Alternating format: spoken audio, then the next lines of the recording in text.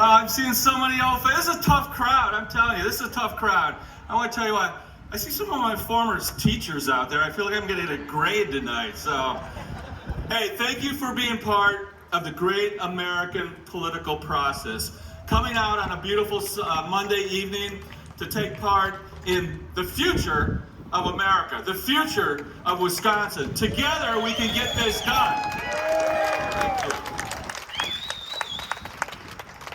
We are going to change Wisconsin and get it headed in the right direction, because right now, it's on the decline right now. And Tony Evers has been weak. From COVID to Kenosha, he's failing the people of Wisconsin. We're going to change that. We're going to get proper, proven executive leadership in the governor's office. From being a commanding officer to a successful businessman, I have the background it takes to get this done and get the state headed in the right direction. So I see a lot of new faces out there, a lot of old faces too. I mean, people I went to kindergarten with and graduated from high school with, old friends, family, aunts, uncles, cousins. I even got some twin, what are they, like second generation nephews back there or something like that? I love it. But hey, Tim, where's this commanding officer to proven executive experience come from? Well, I was born and raised in a little town you might have heard of, Brownsville, Wisconsin. Population 342 when I was growing up, but I looked out my bedroom window, the bedroom I shared with my brother, and all I saw was dairy farms and cornfields. Helped the farmers around Brownsville bale hay and pick rocks, and by the way, everybody know what picking rocks is? Oh, yeah. That's right. They keep coming up every year. It's amazing. It's amazing, right, Uncle Franny? Yeah, that's right. When I was 9 years old, my dad put a shovel in my hand. We started filling pea gravel bags. The pea gravel bags would be laid in the trench, and they put pipe on top of that. And the most important thing about that is I learned a work ethic, my brothers and I as well, from some wonderful people, some hardworking people that taught us work is honorable, that your word is your bond. And that needs to stick with everybody today, and there's too little of that going on in the world today. But when you work hard and your word is your bond, great things happen. So I went to Lomira, right over here, K through 12. Love it. I still know every word to the school fight song. Anybody else out there want to join me? We're the mighty lions. There you go. We'll spare you that. We'll spare you that tonight. And I went to college up at St. Norbert, Green Bay, and got into ROTC. Yeah, a couple of Novi fans out there. Got into ROTC. When I graduated, I was commissioned as a second lieutenant in the infantry in the United States Army. Spent 12 years in the Army. And I'll tell you what, like I do everything in life, I went all in. I went to paratrooper school, airborne school. I went to air assault school, jungle warfare school, low intensity conflict school, and the best school I ever went to in my life, the United States Army Ranger School. Greatest leadership school there was. Thank you, thank you. How many veterans out there, by the way, tonight? Hoo-ah, thank you guys, thank you everybody. So a lot of hard days, a lot of hard nights in the Army.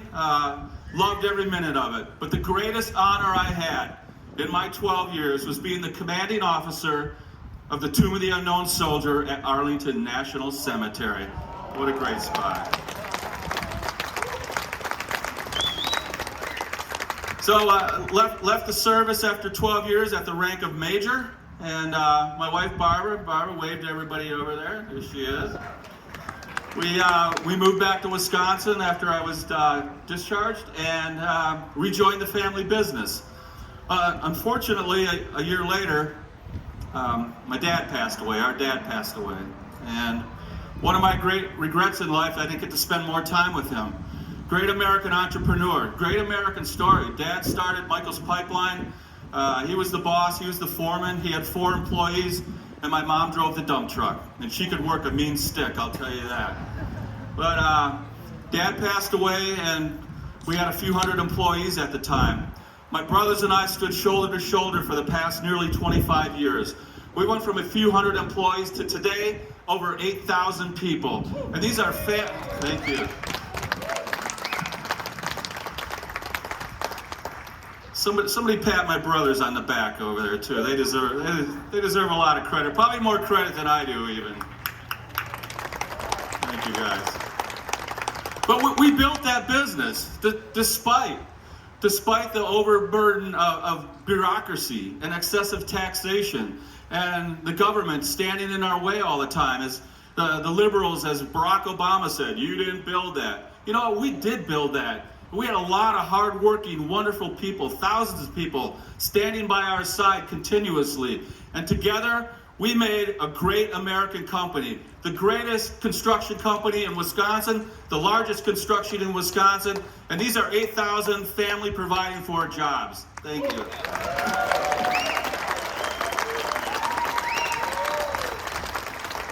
So what you hear now is from being a commanding officer to a successful businessman. That's the difference in this race. And that's why I'm running for governor. One, Tony Evers is weak, but we need to get less politicians into government and get more people that have actually done something.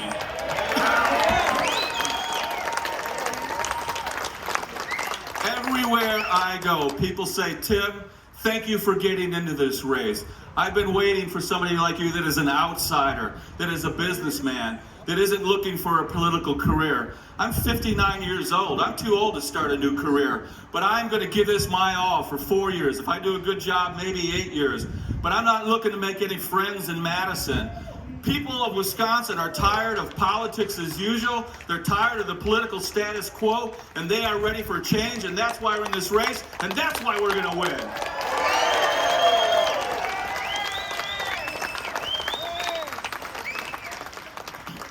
So you say, Tim, well, what is this big business, 8,000 people? What do? We mainly build energy infrastructure. So things like big pipelines and big transmission lines, electrical lines.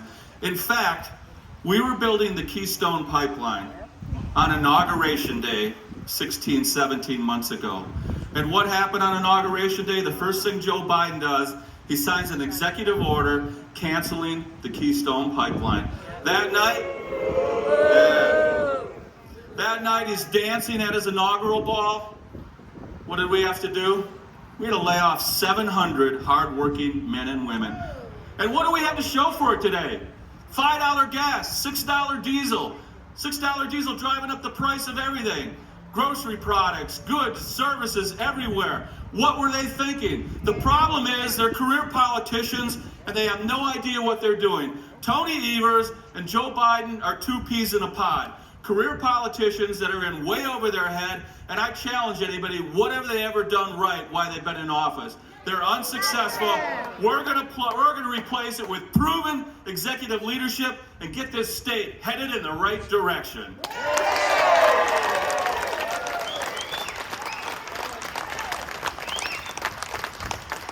So everybody here is a product of their environment. We all are who we are, where we grew up, people that we have relationships with, and that brings me to who I am today. I'm going to always be true to myself. If I'm not, I'm going to hear it from my wife, first of all. But I am pro-life. It comes from my faith. I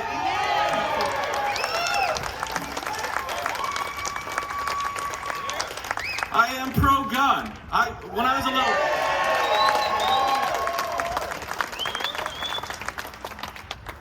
But by the way, I'm sure Randy will have the doors open, Randy and Phil, when we're done here, in case anybody's short on ammo or something like that.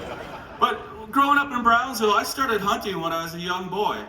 And 12 years in the Army, I own a lot of guns, and I know how to use them as well. So I will protect your Second Amendment rights.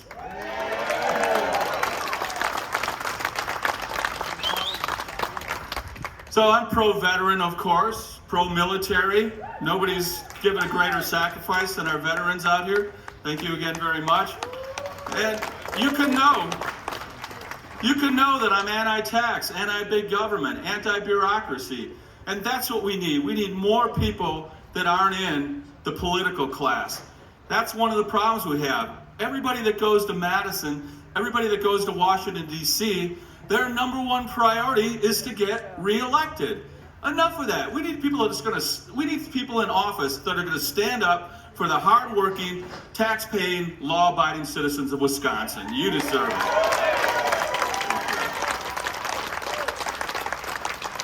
What's the first thing I'm going to do after I'm sworn in as governor? We need to have election integrity in Wisconsin.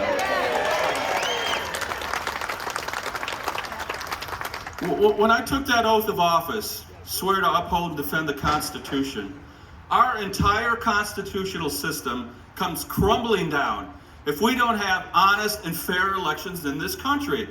I'm very frustrated. Here we are 18 months after the election, and people are still asking, was it rigged? Was it fair?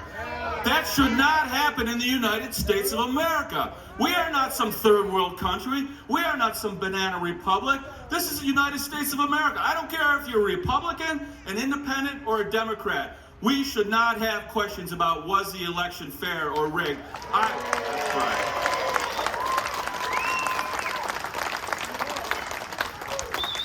I will work with the legislature. We will get those bills correct. The bills that Tony Evers vetoed. And we will stop the unattended ballot boxes in the middle of a park. Again,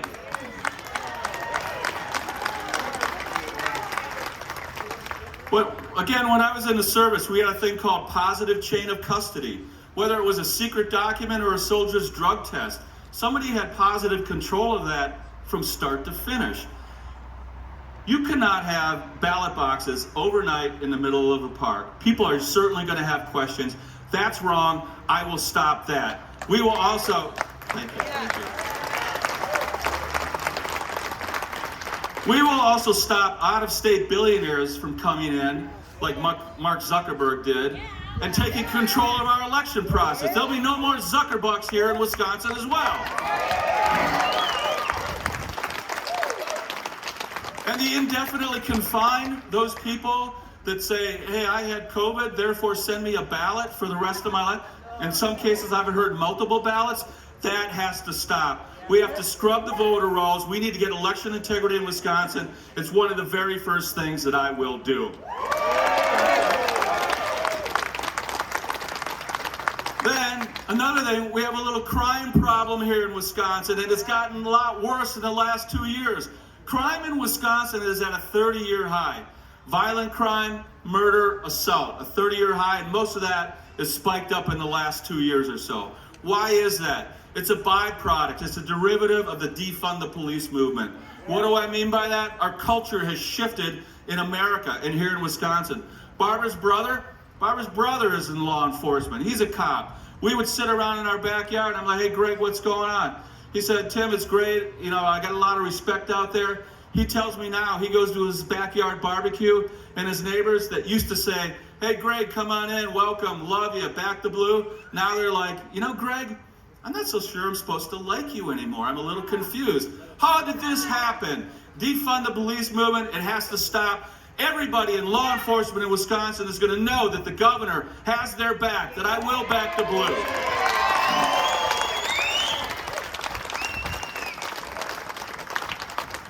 They're going to know that the governor himself wore a uniform, albeit a military uniform, but I understand what they're going through. They want to do what they're trained to do, and that's to enforce the law. And once they do enforce the law, we're not going to let these catch and release DAs let these guys out in the street the very next day.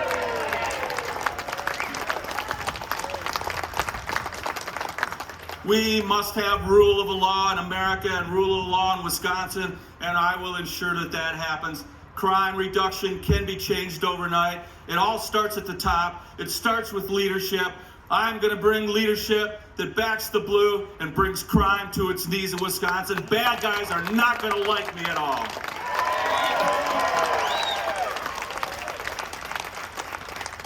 All right. Starting to sweat up here. I'm going to lighten it up a little bit. So, got a phone call about 3 weeks ago. My daughter, Sophie, she's right over there. Sophie's with me all the time on the campaign trail, 24/7. And there's my son, Will. He's my driver this summer as well. The whole family's together. It makes it great.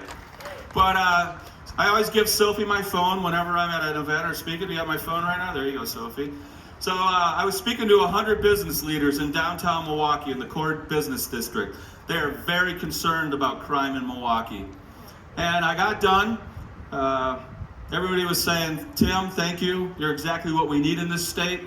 Appreciate that. And Sophie goes, Dad, it's the president. It's the president. So my phone rang, and I had his caller ID. He's not supposed to know I have his caller ID number, and it was President Trump. And he goes,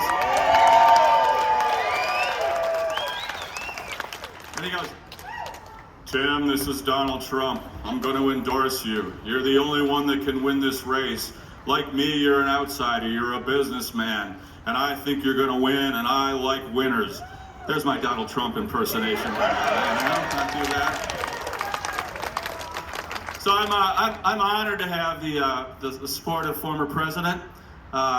He didn't have to run for president, but he wanted to go drain the swamp, and we found out it's a very big swamp. But like him, I don't have to run for governor. As I said, I'm 59 years old, but you know what? I can't take it anymore. This country is on a slippery slope towards socialism. It's cloaked behind CRT. It's cloaked behind BLM. It's cloaked behind defund the police.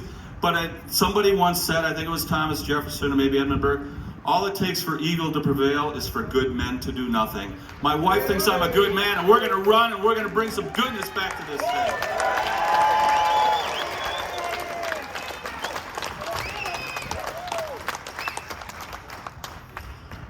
So I ask for your support. I ask that this enthusiasm continues. Everywhere I go, people are just saying, Tim, thank you so much. It's about time. People are ready for change. You know, the polls, every poll that's been taken since I got in this race says I'm winning. But you know what? Polls are for political people. They're for career politicians. You know what I know? I know when I go out on a parade like I did this past weekend, and people are going crazy saying, thank you, I'm with you, I'm going to vote for you. We need to make this change. When I can have an event on a Monday night like this, and what is here, 150, 200 people show up? Because they're concerned. That's the only poll I need. It's your support, and we are going to win this thing. Thank you very much. Together, we're very proud. Thank you. God bless you. Thanks so much.